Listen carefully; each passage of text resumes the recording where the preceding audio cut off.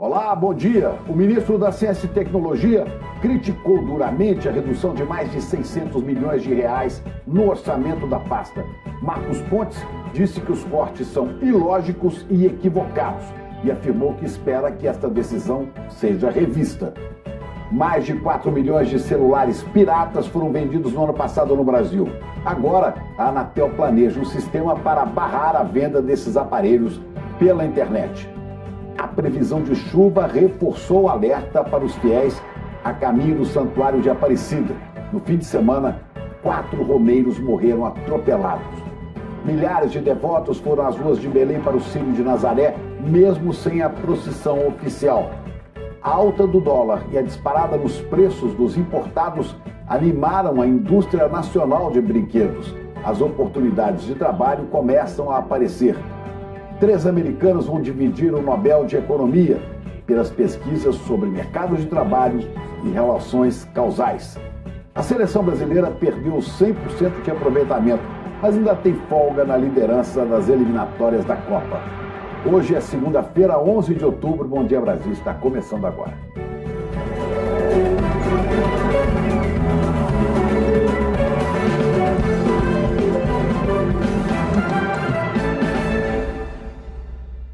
A gente abre o Bom Dia Brasil dessa segunda-feira com a notícia que é destaque agora de manhã no mundo inteiro.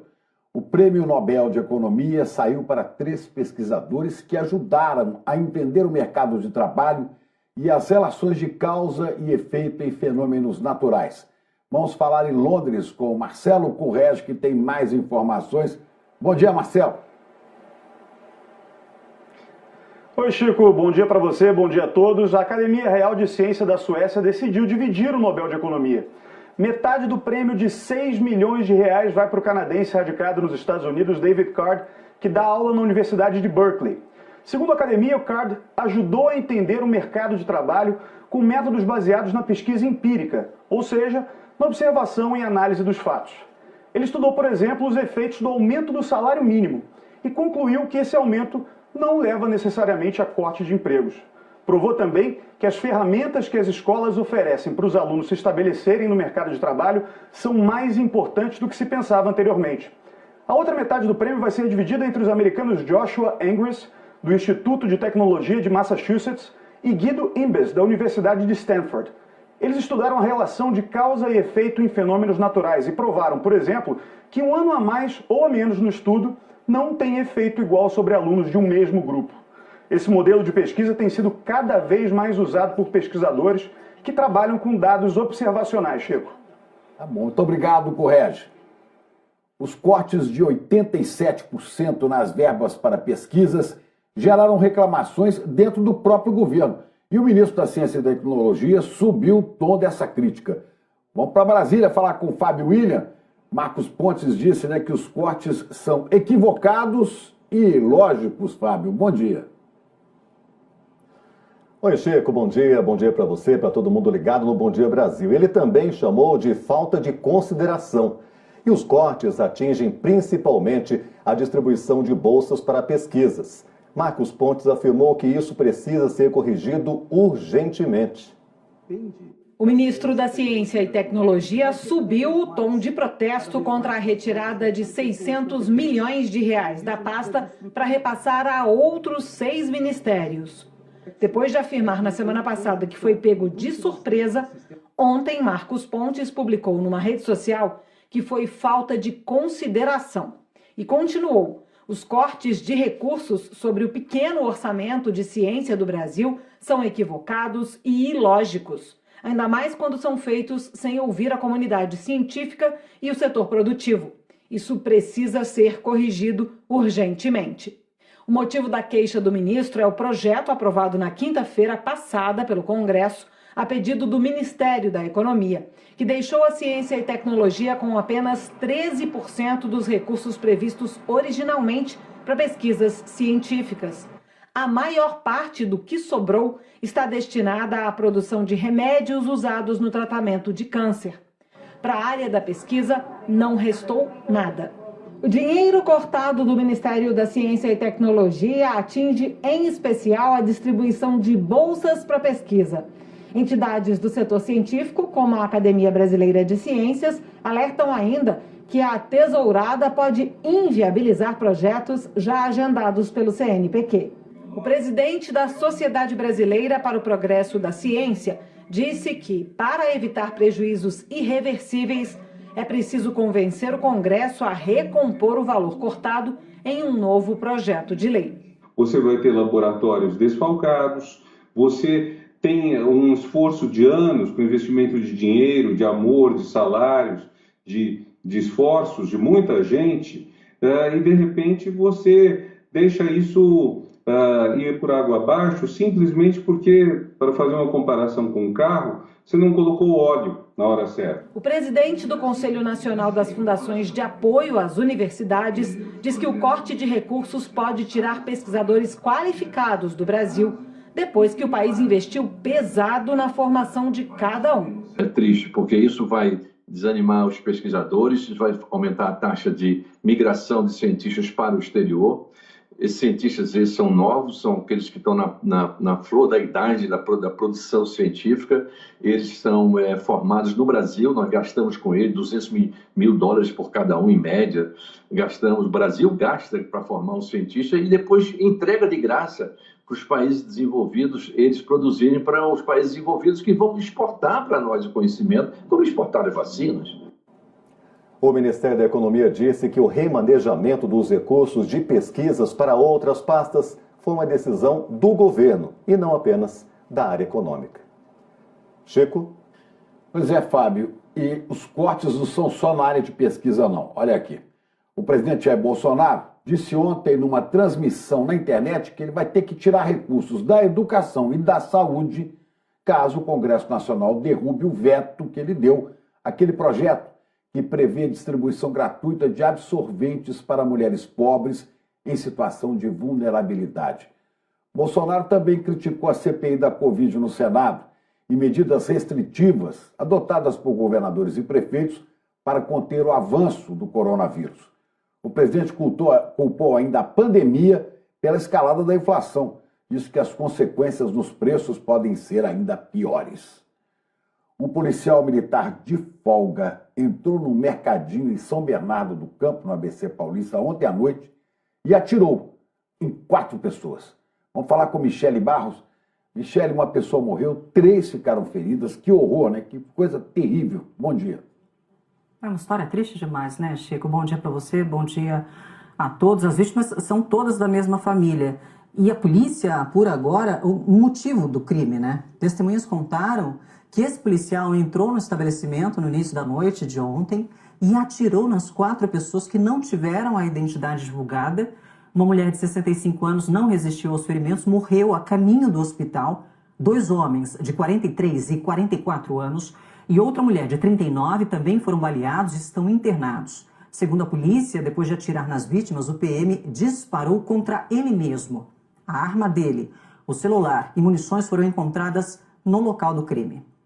O PM de 44 anos foi autuado em flagrante por homicídio qualificado, não teve a identidade divulgada, ele está internado, não há informações sobre o estado de saúde dele, né? E a polícia agora investiga o que teria motivado esse ataque, Chico.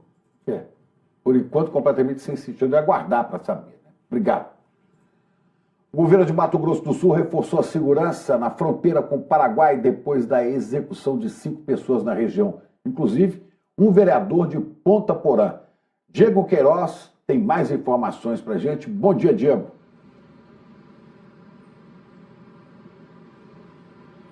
Pois é, Chico, situação difícil por lá. Muito bom dia para você, bom dia a todos. Integrantes dos grupos de elite das polícias civil e militar de Mato Grosso do Sul foram deslocados lá para a região de fronteira com o Paraguai para intensificar, para reforçar a segurança na região, depois que 5 pessoas foram executadas num curtíssimo espaço de tempo, entre sexta-feira e sábado passados. Ontem, a polícia paraguaia divulgou imagens de câmeras de segurança que mostram o momento exato em que 4 pessoas foram executadas ao saírem de uma festa na cidade paraguaia de Pedro Juan Cabaleiro. No vídeo é possível ver as vítimas entrando numa caminhonete branca quando outra caminhonete se aproxima e 3 homens descem atirando. 4 pessoas foram fuziladas, entre elas 2 brasileiras e a filha de um governador paraguaio. 12 horas antes, em Ponta Porã, na cidade brasileira, o vereador Farid Afif, do DEM, foi executado no centro da cidade. Essa região da fronteira entre a cidade de Ponta Porã e Pedro Juan Cabaleiro tem um histórico de violência. Mais de 2 semanas para cá, o número de execuções aumentou. E de acordo com a polícia dos 2 países, 15 pessoas foram executadas em 2 semanas. Violência essa, Chico, que tem assustado bastante os moradores lá da região da fronteira com o Paraguai. Obrigado, Diego, que nos trouxe informações de Mato Grosso do Sul. A seca e os incêndios florestais castigam várias cidades da Bahia. No norte do estado não chove desde o início de abril. A falta de água dificulta os trabalhos dos bombeiros. Na região oeste, o fogo se espalhou por várias fazendas. Do alto dá para ver o tamanho da destruição causada pelas chamas. Fazendeiros e funcionários tiveram que correr para retirar o gado das áreas de pasto. E nos 10 primeiros dias de outubro, choveu mais na região noroeste de Belo Horizonte do que o esperado para o mês inteiro. O Sérgio Marques vai nos trazer informações sobre uma iniciativa, né, Sérgio, aí em BH, que está ajudando a Defesa Civil nos alertas à população em caso de temporal. O que é? Bom dia. É isso, Chico. Excelente segunda-feira para você, para todo mundo que está nos acompanhando. Esse alerta vem impresso, sabe onde, Chico? No saquinho de pão. É isso mesmo. É só fazer um cadastro por SMS para ficar por dentro da previsão de temporais para a sua região. Vamos ver na reportagem. Quando o céu escurece trazendo perigo para a população, o pessoal da Defesa Civil emite um alerta pelo celular. O Alexandre ficou sabendo disso comprando pão. Não tem cadastro, fiquei interessado, inclusive, viu? Nas padarias de Minas, o pãozinho já vai acompanhado de um lembrete importante. Todo mundo pode receber o aviso da previsão de temporais. É simples, só você mandar um SMS com o seu CEP para 40199. E esse número vale em todo o país. O saquinho de pão, ele é uma mídia, né? E vai parar na casa do consumidor todos os dias. Então, junto com o pãozinho, a gente decidiu levar essa informação de que o saquinho pode salvar vidas. As informações saem de centrais como esta, que monitoram minuto a minuto o movimento das nuvens. Nós utilizamos radar meteorológico, que nos fornece informações sobre a parte de baixo das nuvens, onde nós temos a quantidade de chuva que está caindo. Isso nos dá uma condição privilegiada para a emissão de alertas específicos em cada uma das regionais que estão sofrendo os efeitos das chuvas. O serviço pode indicar o melhor caminho para o morador fugir de uma situação de risco. A pessoa pode mudar o seu itinerário daqueles locais onde é sabido que tem áreas de inundação, por exemplo. Ele pode retirar o seu carro daquele local que é sabido que ali há possibilidade de um alagamento. As chuvas já se aproximam e trazem perigo principalmente para quem vive em regiões que sofrem com alagamentos e deslizamentos de terra. Aqui em Belo Horizonte, por exemplo, essa é uma área onde temporais costumam provocar estragos. Alertas ajudam, mas é preciso que outras ações reforcem as medidas de prevenção. Principalmente o poder público, como gestor das cidades, tem seu papel de importância da maneira preventiva, seja na execução das obras, na limpeza dos dispositivos de drenagem, nos alertas e na retirada da população em situação mais crítica, e mapear isso para as regiões de maior risco e cuidar da população. Então a gente reforça que o cadastro por SMS é de graça, vai para todo o país. De acordo com o Ministério do Desenvolvimento Regional, cerca de 9 milhões de pessoas já possuem essa plataforma, viu, Chico? É isso, Sérgio. Eu estou vendo aí bonito atrás de você a Praça da Liberdade. O dia começou chuvoso aí em BH, né? Chuvoso, e a previsão é que permaneça assim até a noite, viu? E foi assim no fim de semana também? Também, começou na sexta-feira e não parou mais. Então tá bom, é bom para apagar os incêndios que já atingiram, inclusive a região metropolitana de Belo Horizonte. Obrigado, Sérgio. Vamos direto então saber da previsão do tempo para todo o país. O Thiago Scheuer está conosco hoje. Bom dia, Scheuer. A chuva vem forte hoje em vários lugares do Sudeste, é isso? Vem sim, Chico. Bom dia para você também. Bom dia para todo mundo, né? Tem risco de temporais, tá? Para boa parte do Sudeste hoje. Chuva que pode chegar com raios, ventania e até granizo, principalmente à tarde. Vamos dar uma olhada aqui nas áreas do Sudeste que estão na rota dos temporais, entre Triângulo Mineiro, cruzando aqui o interior também de Minas Gerais, pegando Grande e BH, todo o estado do Espírito Santo, norte do Rio de Janeiro. Tem chuva também que pode chegar forte entre Roraima e oeste do Acre. Tem chuva nas capitais BH, Vitória e Rio. Nas 3 capitais, nada de sol e temperaturas bem baixas para a época. Rio de Janeiro, 22 graus apenas. Aqui em São Paulo, nada de sol também, friozinho de novo, bem parecido com o fim de semana, 20 graus apenas de máxima, imagens ao vivo aqui da Avenida Paulista. Agora, na faixa leste da região sul é mais ou menos a mesma pegada, tá? Você pode ver que aqui está em azul, isso aqui ainda é o tempo mais encoberto com chuva mais persistente. Centro-oeste com pancadas mais isoladas, principalmente em Mato Grosso. Norte do país, como Pará, Amapá, Rondônia e Tocantins, também com essas pancadas que devem chegar mais à tarde. Tempo firme o dia inteiro, só entre Maranhão e norte da Bahia.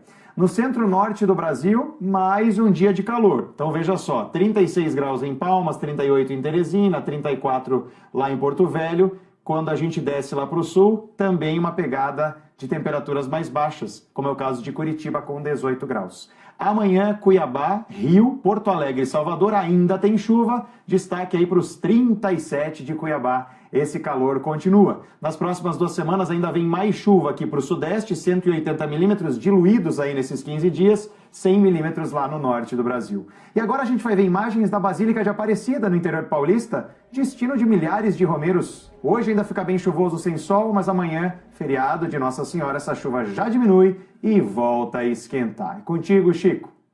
Obrigado, Thiago. Você está falando dessa chuva aí na região de Aparecida? Amanhã, dia da padroeira, essa chuva é um risco para os romeiros. Romeiros que seguem a pé as margens da Dutra, indo para Aparecida, em São Paulo. 4 pessoas morreram atropeladas e 4 ficaram feridas em acidentes exatamente aí na Dutra nesse fim de semana. Uma coisa terrível. Vamos falar com a repórter Pedro Melo, que está em Caçapava e nos traz mais detalhes. Pedro, bom dia.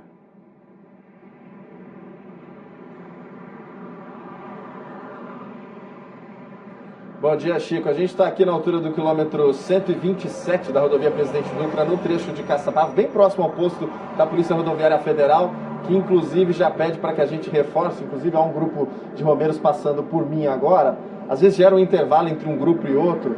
E tem bastante gente aqui, ó, algumas pessoas dando preferência programado.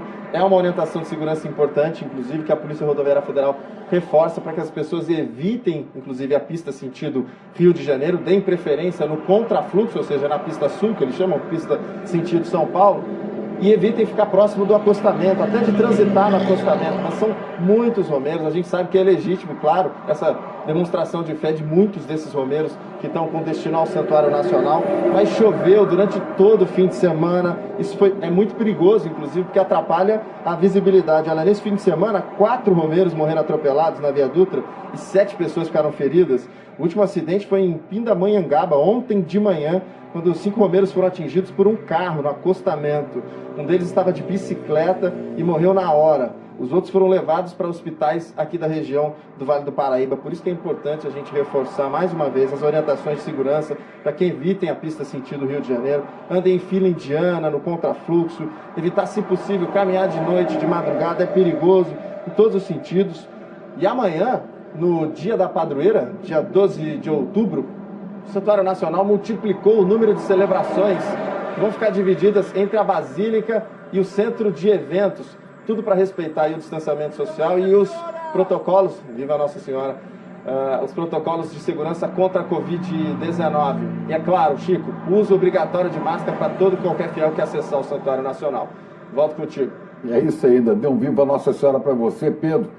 Agora é isso, a pessoa deve caminhar o máximo possível, o mais distante possível da pista e no contrafluxo, que ela pode ver os carros que estão vindo e se sentir que algum está saindo da pista, ela pode conseguir, né, se desviar disso.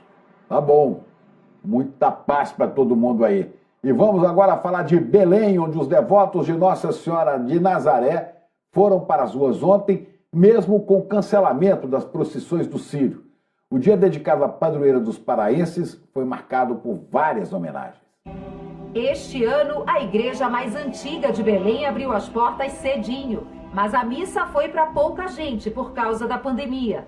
Do lado de fora, eram muitos os fiéis em oração. Até a Esquadrilha da Fumaça veio para o Círio de Nazaré e fez festa no céu para a padroeira dos paraenses. Não teve a tradicional procissão, mas pelo segundo ano, a imagem peregrina sobrevoou Belém a bordo de um helicóptero, uma forma segura de abençoar os paraenses. Mas imagens de Nossa Senhora de Nazaré de vários tamanhos se multiplicaram nas ruas. O meu rim parou. E me apeguei a Deus e a Nossa Senhora.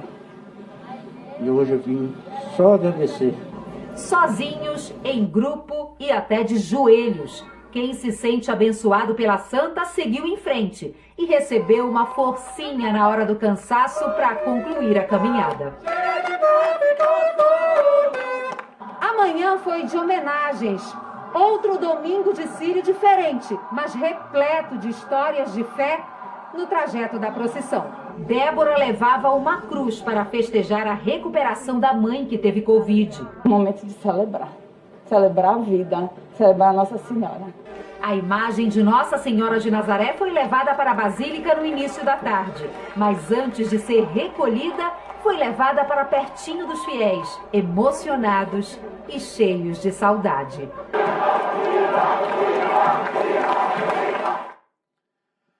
E você vai ver a seguir a nova ferramenta da Anatel para barrar a venda de celulares piratas. Os preparativos de Salvador para o carnaval do ano que vem, ainda de olho na pandemia. E depois de meses de sofrimento, o setor de casamentos começa a respirar aliviado. Vamos falar também de oportunidades de trabalho na indústria de brinquedos. É já já. Agora, 8 horas e 51 minutos, hora de Brasília. A Anatel, Agência Nacional de Telecomunicações, pretende lançar uma ferramenta para impedir o comércio de celulares piratas em sites e aplicativos. A ideia é que os aparelhos só sejam colocados à venda se tiverem o selo de certificação da Anatel. Não é isso, Fábio? Isso mesmo, viu, Chico? Isso porque, segundo a Anatel, esses aparelhos irregulares podem comprometer a segurança do consumidor. Há risco de superaquecimento do telefone, de choque elétrico e até de explosão da bateria. É muito modelo de celular sendo vendido pela internet. Mas se é marca pouco conhecida e está muito barato, destoando de outros anúncios, segura a tentação. Pode ser um aparelho irregular que não tem certificação da Anatel e que não é seguro para o uso.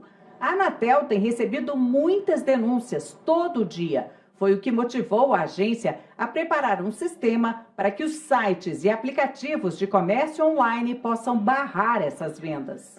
É para funcionar assim. Quem vende tem que informar o número de homologação, ou seja, o selo de certificação da Anatel para a plataforma de comércio eletrônico, que automaticamente vai checar se está lá na base de dados da agência. Aí sim, o anúncio do telefone é liberado. Se isso não for cumprido, que aí a gente passaria para outras etapas, que é, fazer fiscalizações e autuações para que consigamos que isso seja implementado, tá? Celular homologado pela Anatel passa por diversos testes para ter certeza que não tem risco de superaquecimento, de explosão, para saber se é durável, se funciona com chips de operadoras aqui do Brasil nas redes do Brasil. Essas são só algumas das análises feitas. Segundo o levantamento da Associação Brasileira da Indústria Elétrica e Eletrônica, 4 milhões de celulares irregulares foram comercializados no Brasil em 2020, mais de 9% do total vendido no país. Hoje, qualquer pessoa pode pesquisar direto no site da Anatel os aparelhos certificados. E quem compra em loja física deve olhar se tem esse selo. Pode vir no aparelho, no manual ou na caixa. Quer dizer que os modelos passaram por verificação em laboratório. A Anatel disse que o sistema para que o comércio eletrônico barre a venda de aparelhos irregulares deve estar disponível até o fim do ano. Chico? Obrigado, Fábio. A pandemia adiou o sonho do casamento de muita gente. Vamos falar com a Michele Barros, porque com o avanço da vacinação, cerimônias que foram canceladas agora estão sendo remarcadas, e está faltando data, não dá para acomodar todo mundo, né? É isso, voltou aquela disputa pela data, né? De olho no calendário. Ah, hoje é o meu, não, eu quero tal dia. Tá difícil, viu, Chico? E todo o mercado que envolve esse tipo de evento tá animado. Tem salão de festa com agenda lotada nos próximos 2 anos. Vamos ver aí na reportagem da Ana Paula Campos. A escolha do local, a quantidade de convidados. Para sair do plano dos sonhos, o casamento da Mariana e do Felipe tomou um choque de realidade. Por segurança, a festa, que foi em agosto, teve só 60 convidados. No final, a gente adaptou exatamente. A lista reduziu muito e foi tudo extremamente aberto, do começo ao fim, assim, do primeiro minuto ao último minuto a céu aberto. A queda nos números da Covid está alavancando um setor que parou por causa da pandemia. Agora parece que todo mundo resolveu casar de uma vez. A gente não tem mais agenda durante a semana para fazer reunião, alinhamento de decoração, visita técnica, reunião de DJ, degustação de buffet, tudo junto, né? O setor de festas movimenta 17 bilhões de reais por ano, mas isso sem pandemia. São decoradores, assessorias, buffets, uma rede de profissionais que agora enfrentam um novo desafio. Se antes as agendas ficaram completamente vazias, agora, aqui nessa empresa de decoração, por exemplo, só tem vaga para se casar em 2023. A gente teve 120 adiamentos. Então, teve casal que adiou mais de 3 vezes. Então, com isso, a nossa agenda ela ficou bem cheia, porque além dos adiamentos, também surgiram novos casais querendo se casar. A Marina e o Cauê não vão ter que esperar tanto. Eles marcaram o casamento para abril do ano que vem, com um olho nos detalhes da festa e outro na vacinação. Agora, com a segunda dose, a grande parte da população com a segunda dose, minha avó, por exemplo, já tomou a dose de reforço. Então, isso me deixa muito feliz. Minha avó vai entrar comigo, então é primordial que ela esteja lá. O setor de eventos, que emprega 6 milhões de pessoas, voltou a contratar. Pessoal de logística, de estoque, de montagem, desmontagem. A gente já vê que está bem aquecido para esse ano, mas o primeiro semestre já vai estar muito aquecido. E é evidente que o segundo semestre de 2022 vai estar bem cheio mesmo. Essa nova fase promete também para os casais que sobreviveram à convivência intensa da pandemia e agora querem celebrar o amor. A gente está muito animado, a gente está muito esperançoso e a gente quer curtir bastante essa vida a dois. A gente realmente está super animado, super feliz com o futuro. É isso, né? Passou pelo teste da pandemia. Bom, por conta da pandemia, a queda no faturamento no setor de eventos chegou até 98%, isso até agosto de 2021. Apesar da diminuição das restrições, os médicos alertam, ainda é necessário manter cuidados, como o uso das máscaras, né, Chico? Pois é, e as pessoas percebendo, né, com a pandemia, que a vida é frágil, que a vida pode ser breve, todo mundo quer viver tudo agora rapidamente, né? É isso. Outro setor que também está nessa balada aí, que planeja a retomada breve, é o Carnaval. A Prefeitura de Salvador vai decidir até o começo do mês que vem se no ano que vem vai ter festa. Na dúvida, olha, já tem folião se adiantando aí. Mesmo sabendo que não teria carnaval este ano, o Edmundo comprou abadás, as camisetas que dão acesso aos blocos, para aproveitar os preços baixos. E também porque sabia que eles valeriam para o carnaval seguinte. A expectativa para o carnaval 2022 é muito grande, né? Desde que haja realmente a possibilidade de ter com segurança. Na capital baiana, 96% do público maior de 18 anos já recebeu a primeira dose da vacina da Covid e 60% as 2 doses.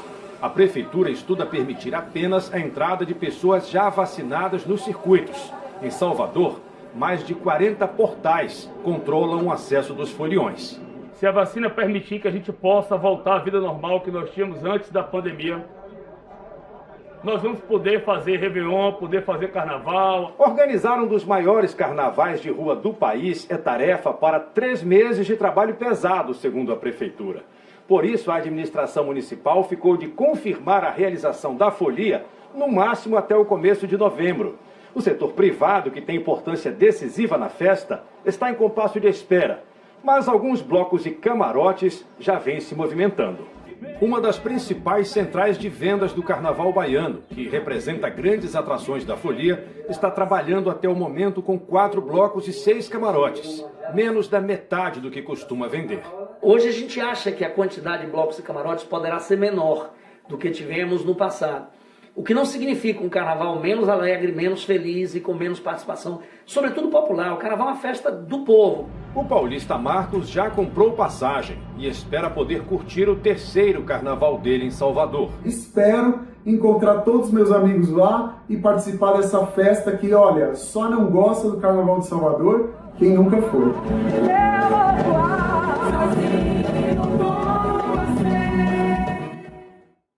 Todo mundo doido para chegar nessa normalidade, né?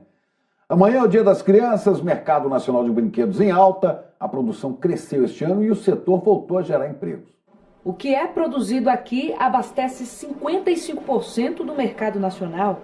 Por ano, mais de 40 milhões de itens saem das dezenas de empresas que ficam em Laranjal Paulista, no interior de São Paulo. Só neste pátio industrial, a produção cresceu 20% em relação ao ano passado. Para atender a demanda, são feitas 10 mil peças por dia. O mercado está aquecido. Para as indústrias nacionais, o mercado já aqueceu no ano passado com a pandemia, por conta até da ausência dos brinquedos importados. Para suprir essa demanda na produção dos brinquedos aqui na cidade, algumas fábricas estão apostando nas contratações. Essa daqui, por exemplo, do início do ano até setembro, já empregou 150 profissionais. Na região, o número de contratações é ainda maior. Quase 3 mil vagas abertas de janeiro para cá, 45% a mais que o mesmo período de 2020. A Isabelle está nessa lista. Carteira assinada depois de 2 meses desempregada. E foi uma ótima oportunidade para mim. Deu super certo, como eu trabalhava com montagem já. O dólar mais caro e a redução dos brinquedos importados deram ânimo para o mercado. Os produtos nacionais ocupam hoje 75% das prateleiras nas lojas. Ano passado a gente teve que suspender as vendas, 2 meses antes do Dia das Crianças. Por conta desses aumentos da produção, a gente não precisou acontecer isso daí esse ano. E por falar em crianças, Dia das Crianças, o G1 traz um alerta importante sobre os riscos da obesidade infantil. Ano passado, 1 em cada 3 crianças brasileiras de 5 a 9 anos estava acima do peso. No g1.com.br você encontra dicas de como criar ambientes mais saudáveis em sua casa para os filhos. Você pode entrar agora mesmo no celular ou baixar o aplicativo do G1. E a seguir, 2 notícias que trazem esperança na batalha da ciência contra a Covid. O Brasil registrou a menor média de mortes pelo coronavírus em quase um ano. E a crise fez as doações despencarem no momento em que os brasileiros mais precisam de ajuda. Agora são 9h06, hora de Brasília.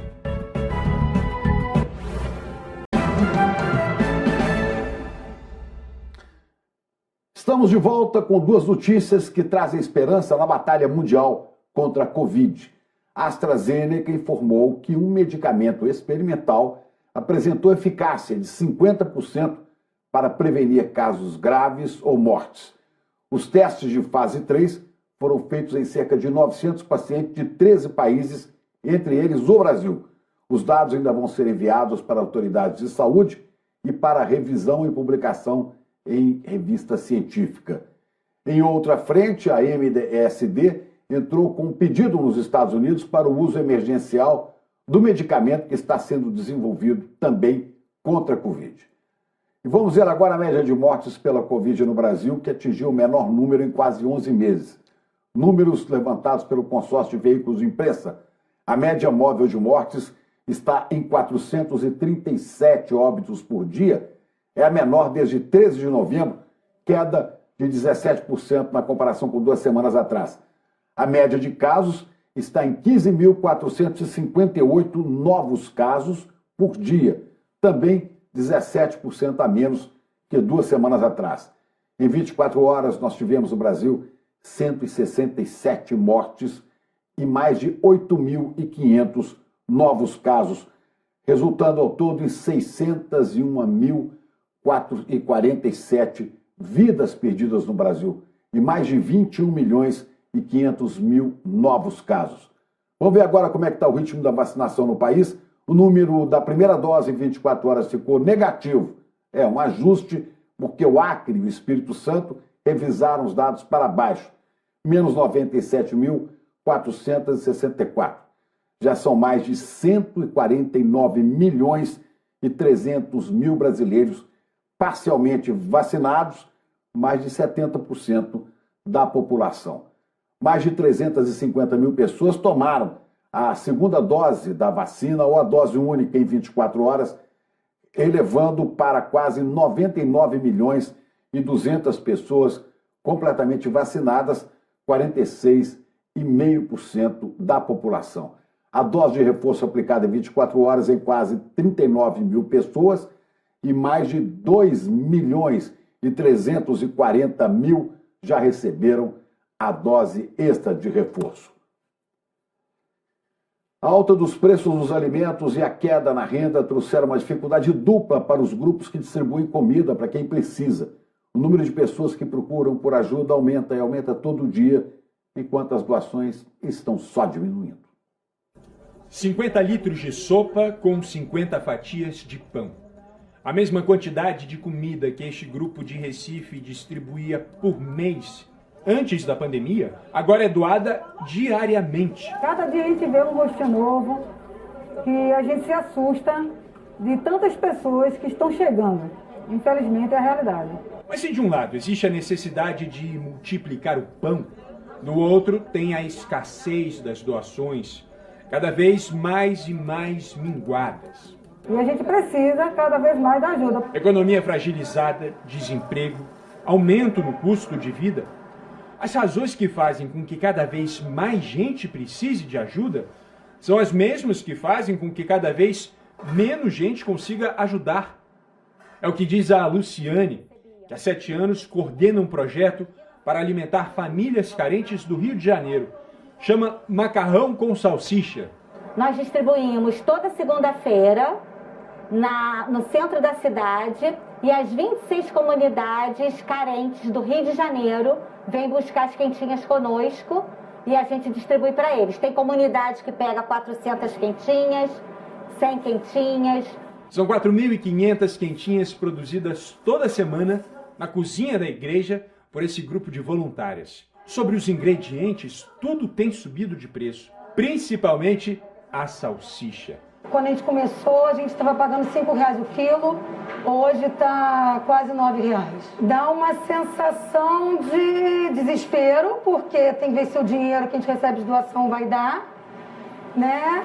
E vou atrás de preço, de marca, para tentar a gente conseguir manter esse trabalho, né? Agora vai somando a inflação do macarrão, da salsicha, do molho de tomate e até da própria embalagem. Ano passado, uma dessa aqui saía a R$1,30, agora está custando R$2,50. E a sorte é que o grupo não paga nem luz, nem gás, que é a doação da paróquia. Não tem sido fácil a vida de quem luta contra a fome num país de tantas dificuldades. Tem horas até que me dá até um nozinho na garganta, porque falar dessas coisas é uma coisa que mexe muito com o coração da gente. Por isso, cada prato que fica pronto tem um gosto mais do que especial. A gente se sente tão completa. Todo mundo devia passar por isso aqui, devia vir aqui para ver como como a gente se enche de amor. A chefe da ONU para a Biodiversidade alertou hoje que chegou a hora da verdade na conservação ambiental do planeta.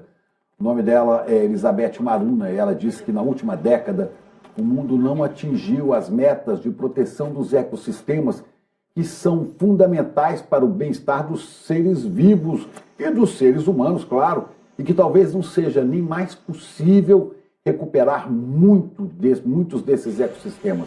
A China, anfitriã do Encontro das Nações Unidas, diz que vai incorporar a biodiversidade nos planos nacionais de conservação e pediu que os países priorizem a proteção de ecossistemas em projetos de infraestrutura e no uso da terra. Milhares de poloneses foram às ruas ontem à noite para defender a permanência do país na União Europeia. Os protestos ocorreram em pelo menos 6 cidades. Na capital polonesa, Varsóvia, 100 mil manifestantes disseram que não aceitam uma eventual saída do bloco europeu, depois de uma decisão polêmica do Tribunal Constitucional da Polônia. A corte considerou que as leis nacionais estão acima das europeias. Essa decisão viola as regras do bloco e abre brecha para uma ruptura. Os manifestantes também protestaram contra as políticas do governo ultraconservador, que nos últimos anos reduziu a autonomia dos juízes, dos direitos das mulheres e das minorias. E a Carol Barcelos já está aqui, porque agora vai chegar a hora do esporte, né, Carol? Tá chegando, Chico. Chegando. Bom dia para todo mundo. Olha só, daqui a pouquinho vou mostrar para vocês que a seleção brasileira já está em Manaus para o próximo jogo das eliminatórias da Copa.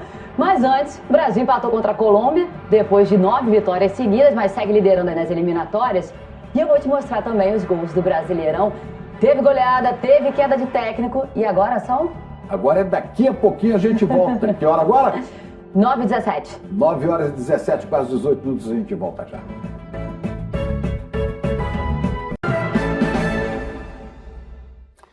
Ontem teve seleção brasileira em campo e Ana Carolina Barcelos aqui. Tava com saudade de ser chamada assim. Ana Carolina, já que chegou a hora do esporte, Carol, se conduz tudo aí. Vamos lá, né, Chico? Vamos lá. Olha só, Chico, depois de 9 vitórias seguidas, né, a gente vinha falando dessa campanha da seleção brasileira, mas ontem não venceu, nem convenceu. Ficou no 0-0 com a Colômbia. Notícia boa é que ainda lidera as eliminatórias para a Copa do Mundo.